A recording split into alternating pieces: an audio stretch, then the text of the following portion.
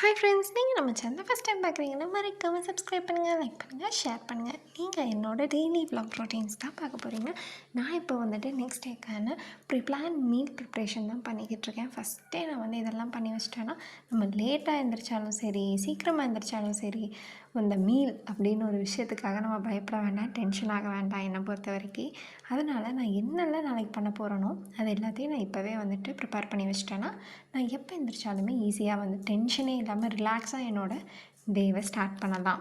அதுதான் என்னோடய மெயின் கோல். நான் என்ன பண்ணுறேனாலையும் இதை செஞ்சு வச்சிட்டோம்னா ரொம்பவே ரிலாக்ஸாக இருக்கும். நீங்கள் கண்டிப்பாக ட்ரை பண்ணி பாருங்கள். எடுத்து அழகாக ஃப்ரிட்ஜில் வந்துட்டு என்னெல்லாம் ஸ்டோர் பண்ணுமோ ஸ்டோர் பண்ணிவிட்டு நாளைக்கு நான் எடுத்து எல்லாத்தையுமே நீட்டாக சமைச்சிடுவேன். செகண்ட் ஒரு முக்கியமான விஷயம் என்னென்னா, கிச்சனை முடிஞ்ச வரைக்கும் க்ளீனாக வச்சுக்கிறது. ஆமாங்க, பார்க்குறக்கு டென்ஷனாக தான் இருக்கும். பட் நம்ம ஒரு விஷயத்துக்குமே ஒரு 2 மினிட்ஸ் டைம் தந்தோம் அப்படின்னா டக்கு டக்குன்னு எல்லா வேலையும் முடிஞ்சிடும். இப்போ ஒரு ஆனியனே அறுக்கிறோம் அப்படின்னா அப்போவே அதோட தோலை எடுத்து குப்பையில் போட்டால் நீட் ஆகிடும். பட் நாளைக்கின்னு அதை எடுத்து ஓரமாக வச்சுட்டே இருந்தால் லேட்டாக தான் செய்யும். அடுத்தது பார்த்திங்க அப்படின்னா கொஞ்ச நேரம் 2 பேர்த்து கூடயும் நான் டைம் ஸ்பெண்ட் பண்ணுறது. எஸ், கொஞ்ச நேரமாச்சும் அவங்க 2 பேர்த்தையும் விளையாடுறத பார்த்துட்டு சிரிச்சுட்டு விளையாண்டுட்ருப்போம்.